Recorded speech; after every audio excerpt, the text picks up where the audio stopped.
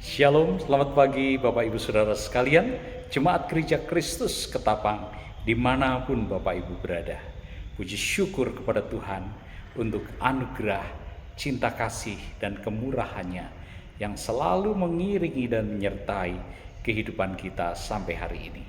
Mari kita berdoa sebelum kita mendengarkan firman Tuhan pagi ini. Kiranya Roh-Mu yang kudus memimpin kami, Bapa, ketika kami merenungkan sabda kebenaran firman. Kami percaya anugerah-Mu menyertai kami dan memberkati kami, sehingga kami kuat, kami senantiasa diberkati di dalam kehidupan kami. Dalam nama Tuhan Yesus, hamba-Mu berdoa. Amin. Bacaan kita terambil dari kitab Roma pasal 1, ayat 1 sampai ayat 18. Tapi saya membacakan dua ayat dari firman Tuhan ini, ayat 16 dan 17. Demikian firman Tuhan. Sebab aku mempunyai keyakinan yang kokoh dalam Injil, karena Injil adalah kekuatan Allah yang menyelamatkan setiap orang yang percaya. Pertama-tama orang Yahudi, tetapi juga orang Yunani. Sebab di dalamnya nyata kebenaran Allah yang bertolak dari iman dan memimpin kepada iman, seperti ada tertulis, orang benar akan hidup oleh iman. Saudara, Roma pasal 1 menjadi fondasi iman kekristenan, di mana Injil adalah kekuatan Allah yang menyelamatkan setiap orang yang percaya. Inilah intisari dari Roma 1 ayat 16. Pernyataan yang sangat padat, teologis, yang luar biasa. Saudara, kita lihat kata Injil. Injil bukan atau lebih dari sekedar buku. Kata Injil, Euangelion di zaman Paulus, bukan berarti sebuah buku, hanya kitab. Matius, Markus, Lukas, Yohanes. Tetapi di dalam kekaisaran Romawi pada waktu itu, Euangelion berbicara tentang kabar baik yang diumumkan tentang kaisar, baik kelahirannya, tahtanya, kemenangan perang, kesejahteraan, keselamatan bagi rakyatnya. Itulah Euangelion. Paulus memakai istilah ini, saudara, sebagai kabar baik yang sesungguhnya, bukan tentang kaisar, tetapi tentang seorang pribadi, yaitu Yesus Kristus. Isi Injil bukan hanya sekedar ajaran moral, tetapi peristiwa sejarah hidup, kematian, kebangkitan Yesus untuk menebus dosa-dosa manusia. Jadi Injil adalah berita bahwa Allah telah bertindak dalam sejarah melalui Yesus Kristus untuk menyelamatkan umatnya. Bukan sekedar buku, tetapi kabar baik yang menyelamatkan. Injil adalah kekuatan Allah. Saudara-saudara, bukan sekedar informasi. Kata kekuatan dalam bahasa Yunani dunamis, asal kata dinamit, berarti kuasa yang efektif dan aktif.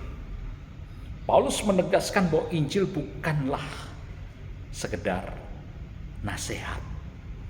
Kamu baca Injil supaya lebih baik. Bukanlah hanya informasi, ini loh data-data Yesus bla bla bla bla.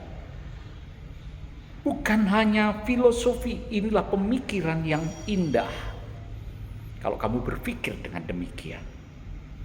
Tetapi Injil yang kita baca dalam Roma ini dikatakan adalah dunamis theo.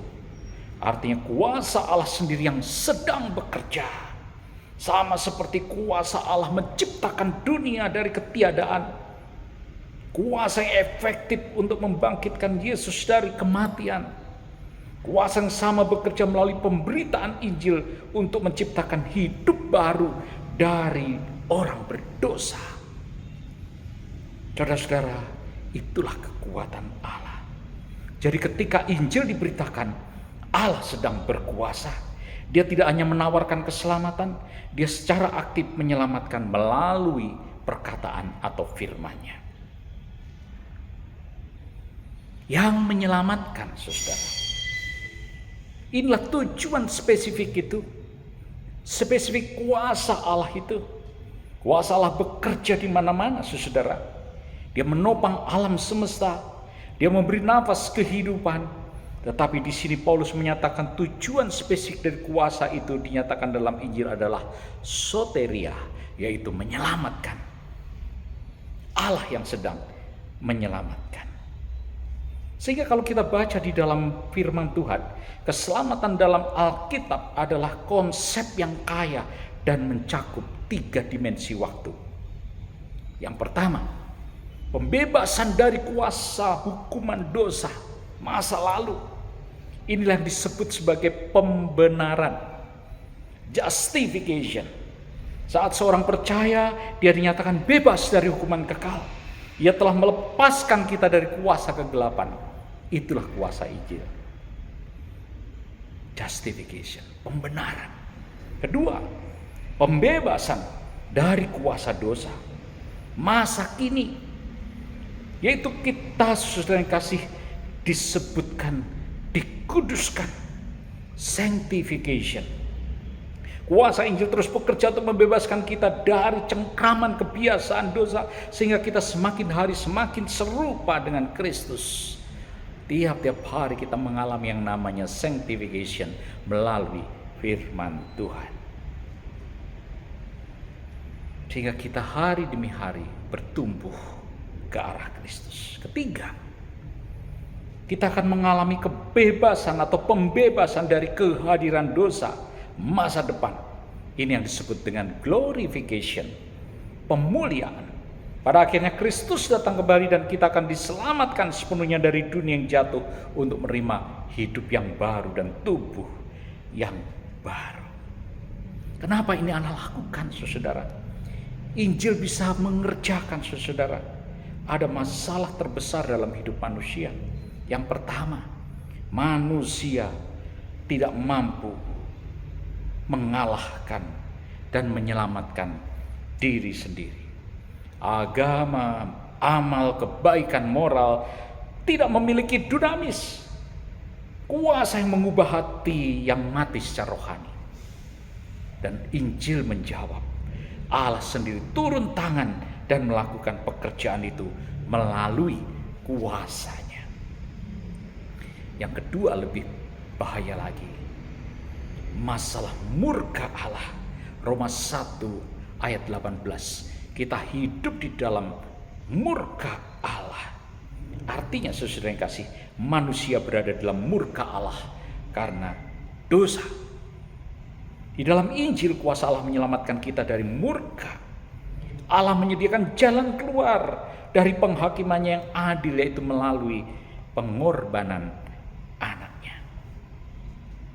Ketiga, saudara, masalah pencarian makna dan perubahan hidup. Banyak manusia ingin berubah, tapi tidak punya kuasa untuk bisa berubah. Mungkin dia lebih keras tidak akan bisa.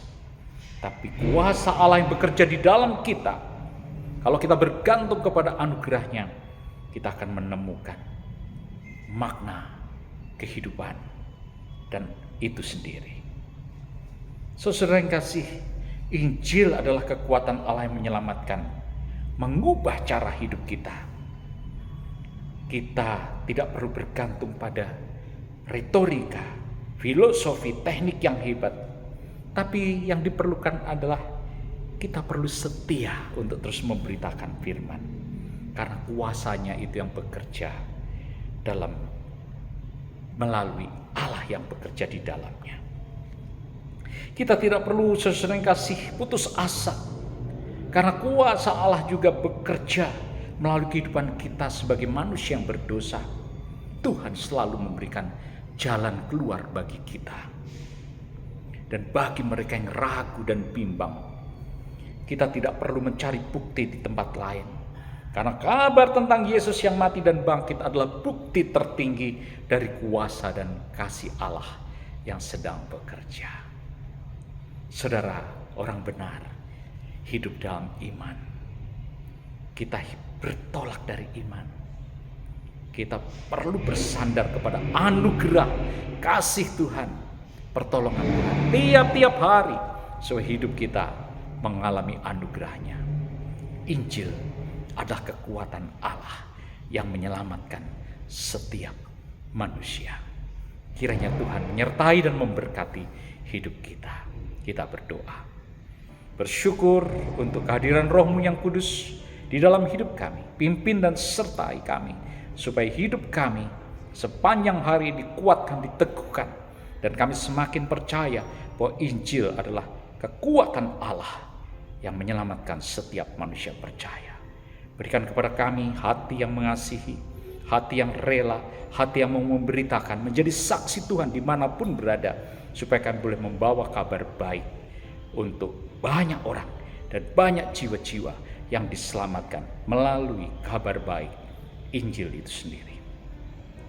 Berkati semua jemaat-Mu, berkati Tuhan yang lemah, yang ragu, yang bimbang, yang sakit. Tuhan berikan kesembuhan, Tuhan jamah, Tuhan sembuhkan di dalam nama Tuhan Yesus. Bagi mereka yang berduka dan sedih, hiburkanlah. Mereka yang ragu-ragu dan bimbang, Tuhan biarlah mereka boleh diubahkan ketika mereka mendengar firman Tuhan sepanjang hari ini. Terpujilah nama Kristus. Soli Deo Gloria.